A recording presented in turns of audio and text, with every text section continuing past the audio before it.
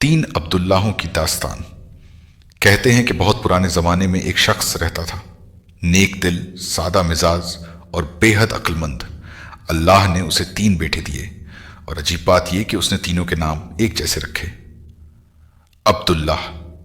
وقت گزرتا گیا، بچے جوان ہوئے، مگر باپ بوڑھا ہوتا گیا، یہاں تک کہ ایک دن موت کا وقت آ پہنچا۔ اس نے اپنے تینوں بیٹوں کو پاس بلایا، آنکھوں میں آنسو تھے، آواز کانپ رہی تھی۔ بولا، میرے پیارے بیٹوں، میں اب اس دنیا سے جا رہا ہوں، لیکن جانے سے پہلے ایک بات کہنا چاہتا ہوں۔ میری وراثت عبداللہ کو ملے گی، عبداللہ کو نہیں ملے گی، اور عبداللہ کو ملے گی۔ یہ کہہ کر اس نے آخری سانس لی۔ لا الہ الا اللہ پڑھتے ہوئے روح قبض ہو گئی۔ اب تینوں بیٹوں پر جیسے آسمان ٹوٹ پڑا۔ وہ سوچ میں پڑ گئے کہ باپ نے کس عبداللہ کو وراثت دینے کی بات کی تھی اور کسے نہیں۔ تینوں میں بحث ہوئی، مگر کوئی نتیجہ نہیں نکلا۔ آخر انہوں نے طے کیا کہ شہر جا کر قاضی سے پوچھیں گے، وہی حق کا فیصلہ دے گا۔ تینوں نے سفر کی تیاری کی اور سویرا ہوتے ہی راستہ پکڑا۔ چلتے چلتے ایک آدمی ملا جو پریشان سا ادھر ادھر دیکھ رہا تھا۔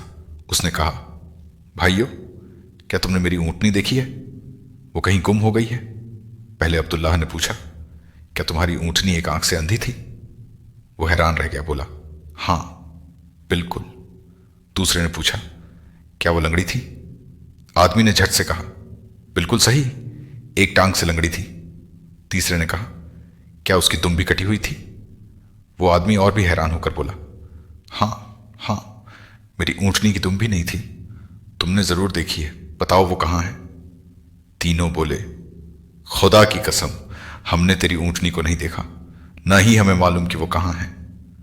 وہ آدمی غصے سے آگ ببولا ہو گیا، بولا، تم جھوٹ بول رہے ہو، تم نے ہی میری اونٹنی چرا لی ہے۔ اور وہ انہیں گھسیٹتا ہوا قاضی کے پاس لے گیا۔ قاضی نے سارا معاملہ سنا اور تینوں سے کہا، تم نے اونٹنی کی اتنی صحیح نشانیاں بتائی ہیں تو لازمی ہے کہ اونٹنی تمہارے پاس ہی ہوگی۔ سچ سچ بتا دو، کہاں رکھی ہے؟ پہلے عبداللہ نے کہا، جناب، ہم نے اونٹنی کو نہیں دیکھا، مگر اس کے نشان ضرور دیکھے۔ میں نے دیکھا کہ راستے کی ایک طرف کی گھاس تو چر لی گئی تھی، لیکن دوسری طرف کی ویسی ہی تھی، تو سمجھا کہ اونٹنی ایک آنکھ سے اندھی ہوگی۔ دوسرے نے کہا، میں نے دیکھا کہ 3 قدم گہرے پڑے تھے، مگر چوتھا ہلکا، تو سمجھا کہ وہ لنگڑی ہے۔ تیسرے نے کہا، اونٹنی کا گوبر ایک سیدھی لائن میں گرا تھا، اگر دم ہوتی تو وہ ادھر ادھر بکھرا ہوتا، اس سے سمجھا کہ اس کی دم کٹی ہے۔ قاضی نے مسکرا کر اونٹنی والے سے کہا، تمہاری اونٹنی ان کے پاس نہیں ہے، یہ سچے ہیں، جا سکتے ہو۔ وہ آدمی شرمندہ ہو کر چلا گیا۔ پھر تینوں بھائیوں نے اپنا اصل معاملہ بتایا۔ ہمارے باپ نے کہا تھا کہ عبداللہ کو وراثت ملے گی، عبداللہ کو نہیں، اور عبداللہ کو ملے گی۔ اب آپ ہی بتائیے، کسے ملنی چاہیے؟ قاضی کچھ دیر سوچتا رہا، بولا، تم آج رات میرے مہمان خانے میں ٹھہرو، کل فیصلہ دوں گا۔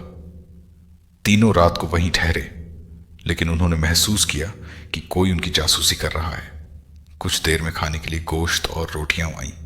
پہلے عبداللہ نے ایک نظر گوشت پر ڈالی اور کہا، یہ گوشت کتے کا ہے۔ دوسرے نے روٹی دیکھی، بولا، یہ جس عورت نے بنائی ہے وہ 9 مہینے کی حاملہ ہے۔ تیسرے نے کہا، اور یہ قاضی، یہ حرام کی اولاد ہے۔ یہ باتیں جاسوس نے جا کر قاضی کو بتا دیں۔ صبح تینوں کو بلایا گیا۔ قاضی نے پوچھا، کس نے کہا تھا کہ گوشت کتے کا ہے؟ پہلے نے کہا، میں نے۔ قاضی نے باورچی کو بلایا تو اس نے قبول کیا کہ مذاق میں اس نے کتا مار کر پکایا تھا۔ قاضی نے پوچھا، تمہیں کیسے پتا چلا؟ بولا، گائے یا بکری کے گوشت کے نیچے چربی ہوتی ہے، مگر اس میں الٹا تھا، اوپر چربی، نیچے تھوڑا سا گوشت، اس لیے سمجھ گیا یہ کتے کا ہوگا۔ قاضی نے کہا، تم وہی عبداللہ ہو جسے وراثت ملے گی؟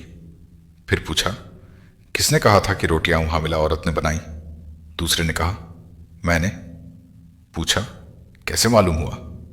بولا، روٹیاں ایک طرف سے پھولی ہوئی تھیں اور دوسری طرف سے موٹی اور کچی۔ میں نے سمجھا کہ عورت جھک نہیں پا رہی ہوگی اور سامنے کی چیز صاف نہیں دیکھ پا رہی ہوگی، اس سے معلوم ہوا کہ وہ حاملہ ہے۔ قاضی نے کہا، तुम भी विरासत के हकदार हो। फिर पूछा, किसने कहा था कि मैं हराम की औलाद हूं? तीसरे ने जवाब दिया, मैंने।